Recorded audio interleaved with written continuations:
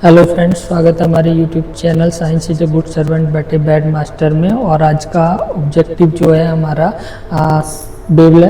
Determine the wavelength of sodium light with the help of Newton ring setup. और उसके according हम जिसमें हमें अपरेटस की ज़रूरत पड़ती है प्लेनो कॉन्वेक्स लेंस की, प्लेन ग्लास प्लेट की और सोडियम लैम्प की, ट्रैवलिंग माइक्रोस्कोप जो हमारा ये है और कॉन्वेक्स लेंस हमारा ये वाला है और जो ग्लास प्लेट है हमारी ये है नीचे वाली। तो अब इनका पता कैसे चलेगा कि हम ये कॉन्वेक्स लेंस है कि ग्लास प्लेट है। तो इसको हम किसी भी सरफेस पे रख के घुमाएंगे तो ये मूव कर रहा है, देखिए, तो उससे पता चल जाएगा कि ये कॉन्वेक्स लेंस है, क्योंकि बहुत ज़्यादा पतली होती है जिस वजह से हमें पता नहीं लग पाता कि ये कॉन्वेक्स लेंस कौन सा है और ग्लास प्लेट कौन सी है। तो और स्पैरोमीटर की, जिसको हम साइंस में बोलते हैं ये कर्वेचर, रेडियस ऑफ कर्वेचर, जो हम इसका फाइंड आउट करेंगे ग्लास जो लेंस का, तो उसके लिए है। और 45 एंगल पे हमें जो पाथ डिफरेंस के लिए चाहिए हमें, तो वो हमारे पास ये एक सेटअप है बना हुआ 45 पे। ये हमारा जो लाइट आएगी उसको टिल्ट करेगा और टेबल लैंप हमें चाहिए साथ में।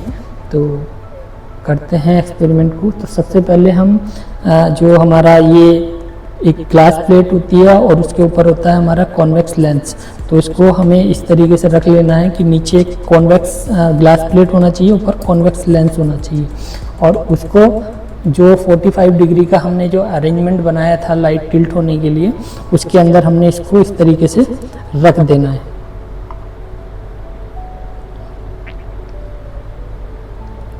और फिर आपको सीधा माइक जो सोडियम लैंप है उसके सामने आपको इसको फिट करना है। तो हम फिट करके आपको दिखाते हैं। चलिए, यहाँ से इसको राइट में रखेंगे तो आप देखेंगे कि यहाँ पे हमारा सेटअप है। तो हमने इसको यहाँ पे सोडियम लैंप के और ट्रैवलिंग माइक्रोस्कोप के बीच में रख दिया है। अब हमारा जो लाइट सोडियम लैंप हमारा ये है, यहाँ से हमारी लाइट आ रही है, आप देख भी रहे होंगे जलता हुआ।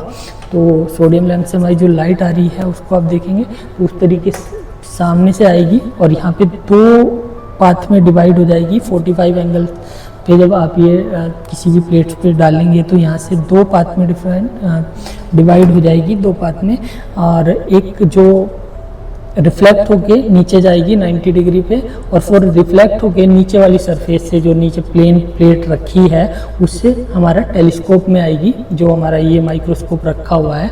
तो इस वजह से हमारे जो सोडियम की लाइट आ रही है उसमें पाथ डिफरेंस जनरेट हो जाता है। एक डायरेक्ट आ रही है और एक रिफ्लेक्ट होके आ रही है, तो उसमें पाथ डिफरेंट होने की वजह से इंटरफेरेंस की जो कंडीशन है हमारी जस्टिफाइड होती है। कंस्ट्रक्टिव और डिस्ट्रक्टिव जो इंटरफेरेंस होता है वहाँ पे जस्टिफाइड हो, जिस वजह से हमारी फ्रिंजेस जनरेट होती हैं। और डार्क फ्रिंजेस और जो ब्राइट फ्रिंजेस होती हैं हमारी दोनों जनरेट हो जाती हैं।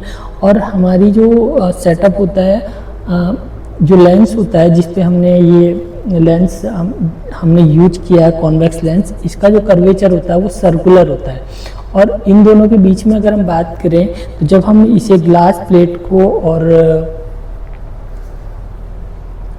ग्लास प्लेट और कॉन्वेक्स लेंस को ऊपर नीचे रखते हैं तो इनके जो सेंटर है वो तो अलाइन हो जाता है। मतलब वहाँ पे क्या हो जाता है कि थिकनेस, मतलब जो बीच में कोई भी गैप नहीं रहता, वो एक दूसरे की सरफेस से टच हो जाते हैं। जैसे जैसे हम सेंटर के पॉइंट से इधर राइट हैंड या लेफ्ट हैंड की साइड जाते हैं तो आपका क्या होता है, कर्व होने की वजह से ये टिल्ट हो जाता है। और वहाँ पे क्या हो जाता है, एक एयर बबल्स, मतलब थिकनेस ऑफ द एयर, मतलब वहाँ पे क्या है देखेंगे आप, तो अब ये बीच में इनके गैप आ गया है। और जैसे जैसे हम सेंटर से दूर जाते हैं तो वो गैप बढ़ना शुरू हो जाता है। और वो बढ़ने की वजह से क्या होता है कि जो एयर बीच में जो एयर है इनके, उसकी थिकनेस भी वैसे वैसे बढ़ती जाएगी। सेंटर पे आपका 0 है थिकनेस, जैसे जैसे आप आउटर साइड बढ़ेंगे तो सेंटर आपका जो थिकनेस है एयर का वो बढ़ना शुरू हो जाएगा। उस वजह से हमारा क्या होगा, वहाँ पे इंटरफेरेंस की कंडीशन जस्टिफाई होती चली जाएगी। और जहाँ पे एक सर्कुलर में, मतलब जैसे ही जैसे हम कोई रेडियस चूज करेंगे, मतलब बाहर की साइड जाएंगे, तो उसमें जिस भी रेडियस को हम चूज करेंगे वहाँ पे थिकनेस एयर का हमेशा सेम होगा, जिस वजह से एक हमें फ्रिंजेस मिलेगी। चाहे दूसरी वाली फ्रिंजेस के लिए हमारा दूसरा एयर गैप चेक करेंगे हम आउटर साइड जाते हुए, तो उस डायरेक्शन में हम जैसे जैसे आप बाहर की साइड जाएंगे तो उसकी थिकनेस हमारी सेम हो जाएगी। तो दिखाते हैं हम आपको एक,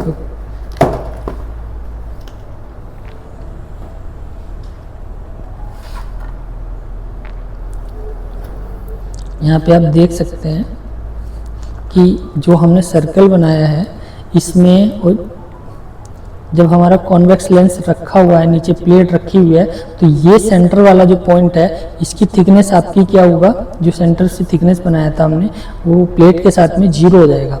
और जैसे ही जैसे हम बाहर जाएंगे तो उसका थिकनेस क्या है, जो थिकनेस मीन्स जो एयर गैप है, एयर का जो थिकनेस है वो यहाँ पे क्या होता जाएगा, लाइट में आके उसमें आउटर सरफेस पे आके आपका गैप जो है सबसे ज़्यादा हो जाएगा, जिस वजह से हमारा इस फ्रिंजेस के लिए एक ब्राइट फ्रिंज बनेगी, दूसरे गैप के लिए दूसरी ब्राइट फ्रिंज बनेगी, तीसरे गैप के लिए तीसरी ब्राइट फ्रिंज बनेगी। और ये जो हमारा कॉन्वेक्स लेंस है ये सर्कुलर पाथ में है, तो सारा जो पाथ डिफरेंस होगा, मतलब एक सर्कल का अगर हम देखें तो यहाँ का यहाँ का यहाँ का, तो एक सबका जो एयर गैप होगा वो सेम होगा, जिस वजह से हमें जो न्यूटन रिंग की फ्रिंजेस हैं वो हमेशा क्या मिलती हैं, सर्कुलर शेप में मिलती हैं। अगर इसी को हम सिलेंड्रिकल शेप का जो कॉन्वेक्स लेंस अगर हम सिलेंडर शेप में यूज करते हैं तो हमें कैसी मिलेंगी, हमारे जो स्ट्रेट लाइन हो जाएंगी। तो हमें समझ में आ गया होगा कि हमारी जो सर्कुल न्यूटन रिंग्स में जो मोस्ट पॉपुलर क्वेश्चन आता है कि भाई न्यूटन रिंग्स की जो फ्रिंजेस हैं वो सर्कुलर ही क्यों बनती हैं, तो एयर गैप डिफरेंस की वजह से बनती हैं कि जैसे जैसे हम आउटर साइड जाते हैं तो एयर गैप बढ़ता चला जाता है। हर कर्वेचर के लिए, हर रेडियस के लिए एक ही एयर गैप होगा और चारों तरफ वो सेम होगा, जिस वजह से वो एक फ्रिंज को जस्टिफाई करेगा, वहाँ पे एक टाइप का इंटरफेरेंस होगा। और जैसे ही दूसरा हम रेडियस चूज करेंगे तो वहाँ पे एयर गैप बढ़ जाएगा, तो जिस वजह से एयर गैप बढ़ने की वजह से वहाँ पे दूसरी फ्रिंज जस्टिफाई होगी और वो सर्कल में बनेगी, क्योंकि चारों तरफ रेडियस सेम है हमारा, तो वो सब सारी जगह पे एक टाइप का ही एयर गैप डिफाइन होगा, मतलब थिकनेस सेम होगी। तो वहाँ पे जैसे जैसे हम आउटर चले जाते हैं तो थिकनेस बढ़ती चली जाती है। तो हमारा ये न्यूटन रिंग एक्सपेरिमेंट में जो हमारी जो पाथ वो होती हैं, फ्रिंजेस होती हैं, फ्रिंजेस जो न्यूटन रिंग एक्सपेरिमेंट में हमें जो फ्रिंजेस मिलती हैं वो हमेशा सर्कुलर शेप में आती हैं। अगर इसी कन्वेक्स लेंस को हम अगर सिलेंड्रिकल मोड में यूज करें तो हमें स्ट्रेट लाइन फॉर्मेट में ही जो हमारी न्यूटन रिंग्स मिलेंगी। चलिए करते हैं इसको परफॉर्म। हमने यहाँ पे सेटअप रख दिया है, उसके बीच में आप देख सकते हैं यहाँ पे सेटअप को किस तरीके से हमने रखा है कि यहाँ पे अगर आप देखेंगे तो ये हमारा 45 डिग्री टिल्टेड एंगल है जो हमारा रिफ्लेक्ट करेगा, और 45 डिग्री पे जब हमारा जो रेज आएगी, मतलब रेज आएगी हमारी, तो वो टिल्ट होके नीचे डायरेक्ट 90 डिग्री पे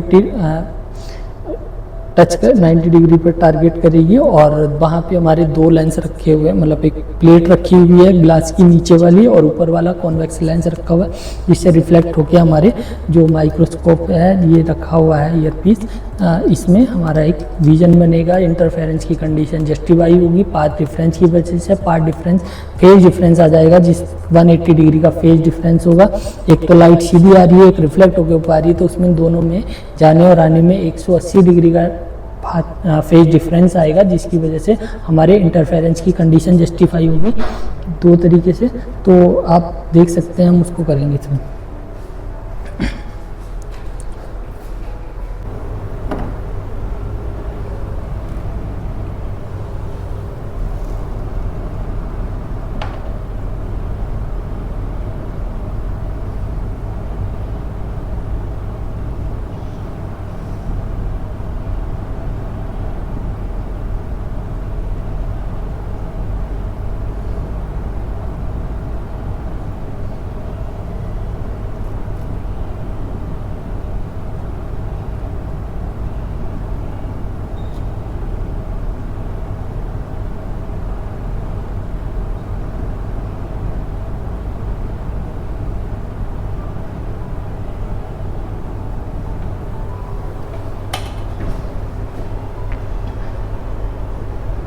दिया है। अब माइक्रोस्कोप में हम इसका विज़न देखते हैं तो हमारी फ्रिंजेस बनना शुरू हो गई हैं। थोड़ा सा आगे पीछे रखना पड़ता है, मतलब एडजस्टमेंट करना पड़ेगा, तो आपका ये फ्रिंजेस आपको दिखेंगी, इस टाइप का पैटर्न आपको दिखेगा।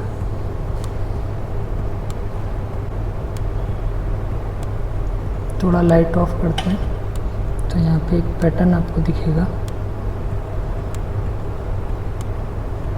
ये आपका पैटर्न आपको दिख रहा है यहाँ पे।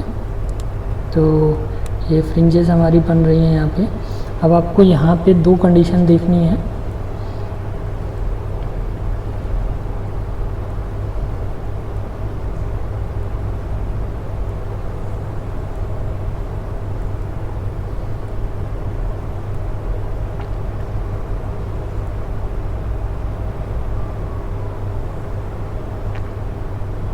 आपकी यहाँ पे जो फ्रिंजेस बन रही हैं, एक सेंटर डार्क फ्रिंजेस सेंटर पे बन रही है और उसके चारों तरफ ब्राइट और डार्क का कॉम्बिनेशन बन के ये जो फ्रिंजेस बनती जा रही हैं हमारी।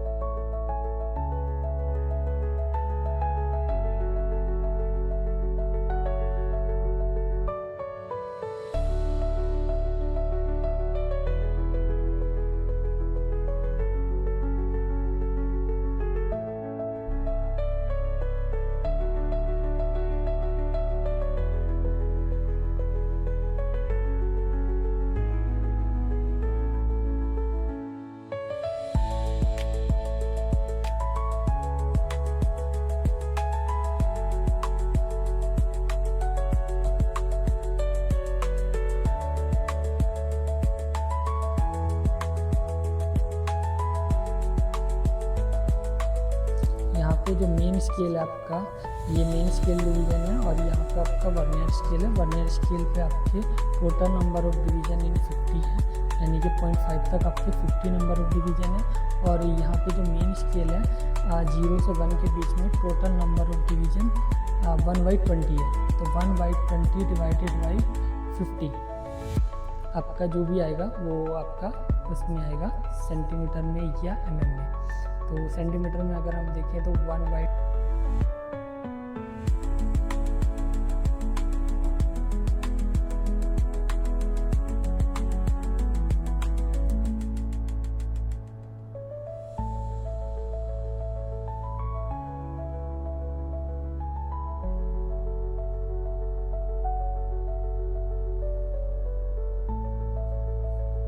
ये हमारा यू मूविंग पार्ट है, इससे आपका लेफ़्ट और राइट मूव कराएंगे इसको। तो हम अब अभी देखते हैं। तो अभी फर्स्ट रीडिंग के लिए हम अभी न्यूटन रिंग्स का जो हमारा फर्स्ट रीडिंग है 7 से आगे जा रहा है और उसका जो बेस्ट मैच कर रहा है।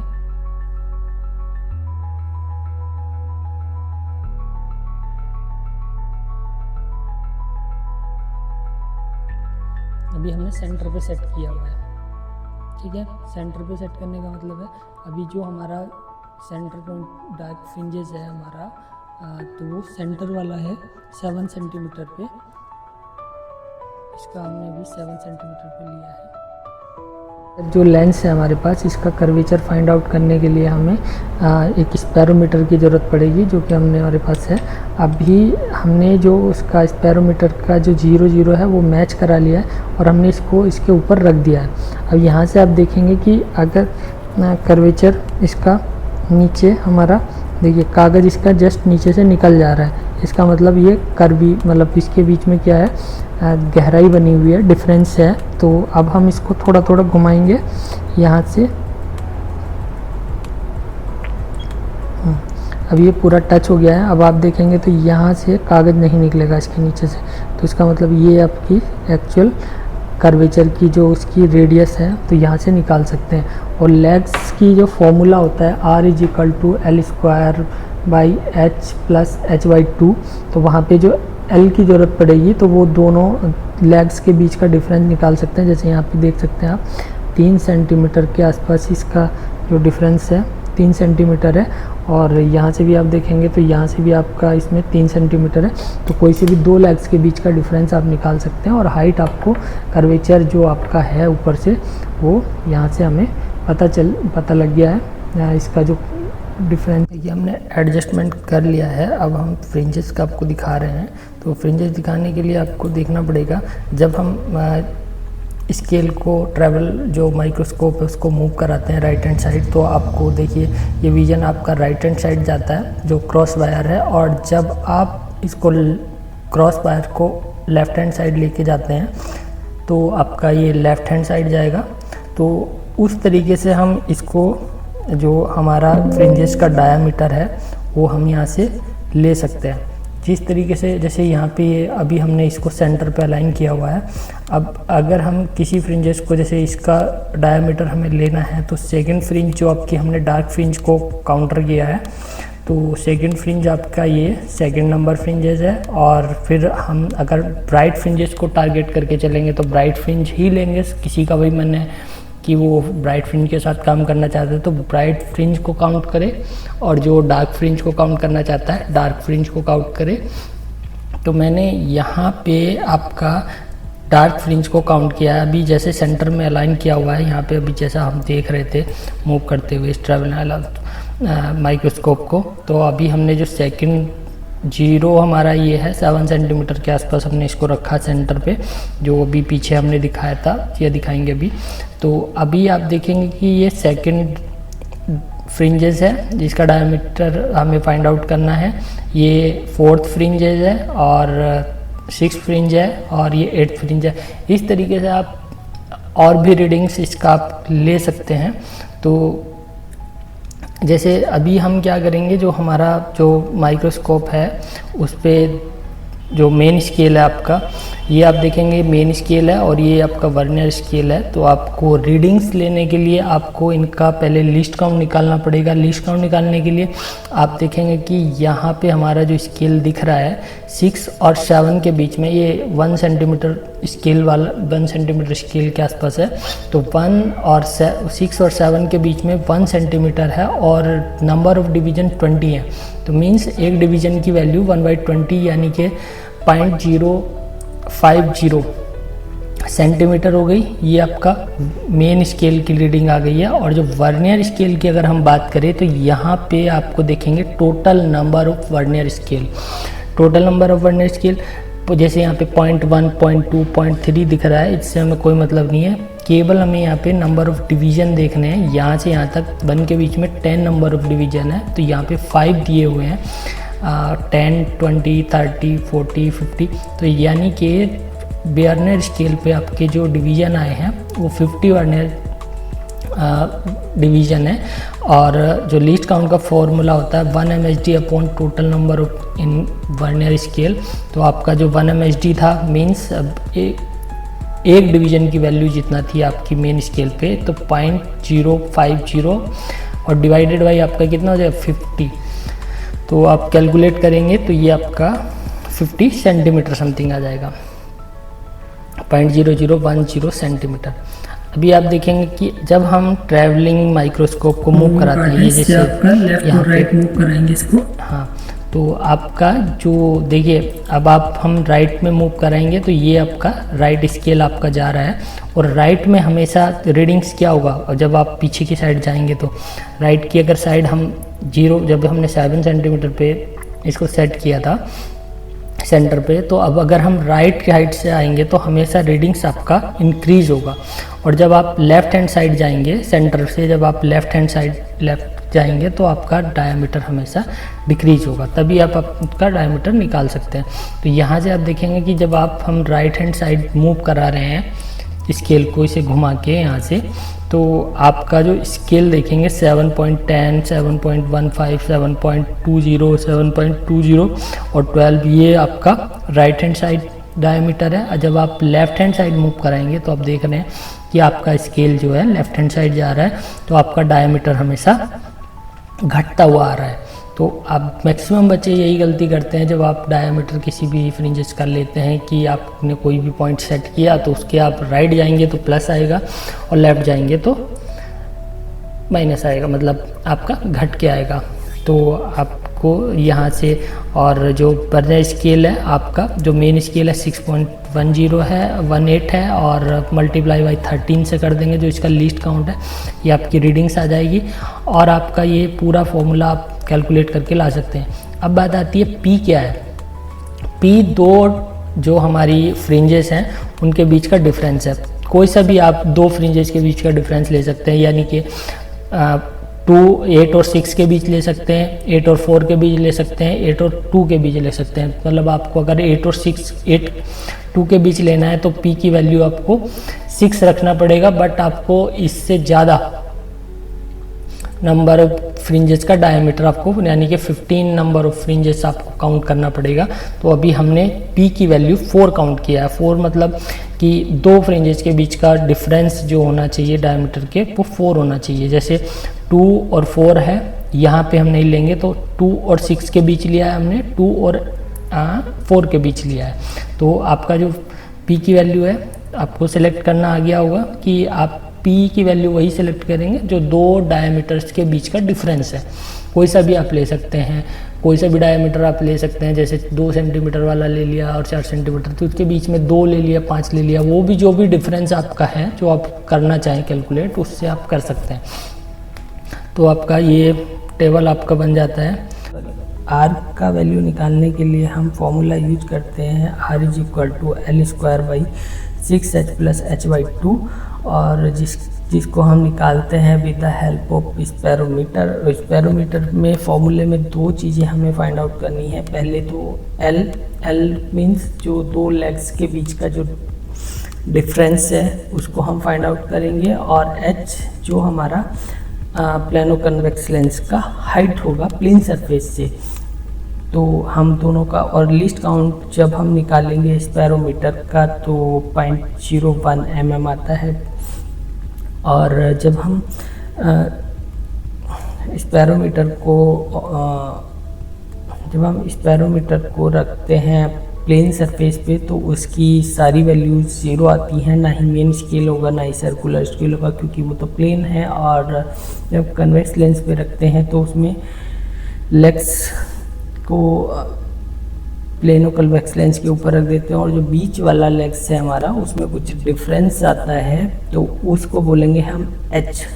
और जो कि मैंने अभी लास्ट टाइम वीडियो में दिखाया था कि कैसे कैलकुलेट करते हैं, तो वहाँ से हम H की वैल्यू निकालेंगे। तो H का जो वैल्यू आएगा 0.09 सेंटीमीटर आएगा, और इस वैल्यू को और L की वैल्यू को हम दोनों को रख देंगे इस फॉर्मूले में, जिससे कर्वेचर R की वैल्यू 168.59 सेंटीमीटर आती है।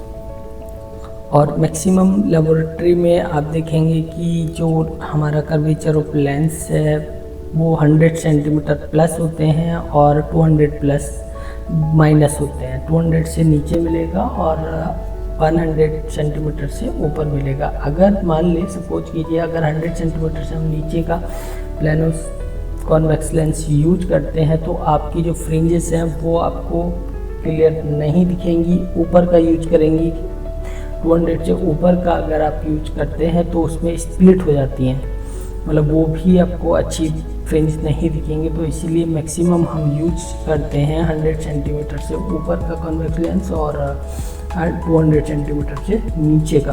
तो ये हमारा जो अब इसका जो ऑब्जेक्टिव है, अगर हमें प्लेनो कन्वेक्स लेंस की कर्वेचर ऑफ पार पता है तो वेवलेंथ निकाल सकते हैं। अगर वेवलेंथ पता है तो हम किसी भी प्लेनो कन्वेक्स लेंस का आर भी हम फाइंड आउट कर सकते हैं। अगर नहीं पता है तो जो फॉर्मूला होता है lambda is equal to slope by 4r, वहाँ से अगर पता है तो हम वहाँ से r की वैल्यू भी फाइंड आउट कर सकते हैं। मैक्सिमम प्रोबेबल एरर निकालने के लिए delta r by r is equal to 2 delta l by l plus 2h by h का कैलकुलेशन हम करेंगे। और लैम्डा के लिए ये फॉर्मूला होता है तो हम इसे कैलकुलेट करने वाले हैं। तो करते हैं, तो का मोड इज इक्वल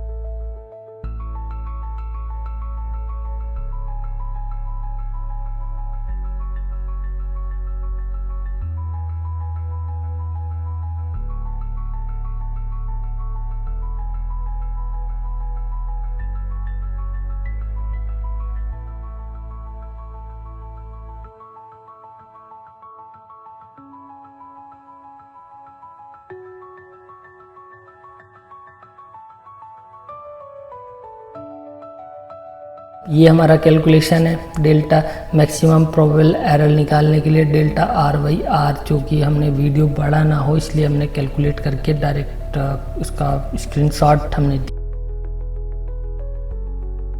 इनका जो फॉर्मूला होता है lambda is equal to slope by 4r is, ये जो हमारा फॉर्मूला होता है इसके लिए हमें एक स्लोप की ज़रूरत पड़ती है जो कि हम प्लॉट करके निकालते हैं dn स्क्वायर और वर्सेस n के बीच में n नंबर ऑफ फ्रिंजेस है और dn जो डायमीटर है हमारा nth फ्रिंजेस का, तो उनके बीच में जब हम ग्राफ प्लॉट करते हैं तो आपका स्लोप का जो वैल्यू आता है 4.014 समथिंग आता है, यानी कि स्लोप की वैल्यू आप जो फॉर्मूला होता है उससे भी निकाल सकते हैं। अगर ग्राफ पेपर पे जब आप प्लॉट करते हैं तो इस तरीके का कोई, अगर दोनों के बीच में ग्राफ प्लॉट करेंगे तो एक स्ट्रेट लाइन आएगा, उसका जब हम स्लोप निकालेंगे तो कोई भी y2 माइनस y1 है divided by x2 minus x1 के जो रेशियो होता है स्लोप का, तो कोई भी आप पॉइंट चूज करेंगे y2 और कोई भी चूज करेंगे y1 और जो उसके रेस्पेक्ट में x1 और x2 आएंगे उसका जो रेशियो होगा उसको हम स्लोप बोलेंगे।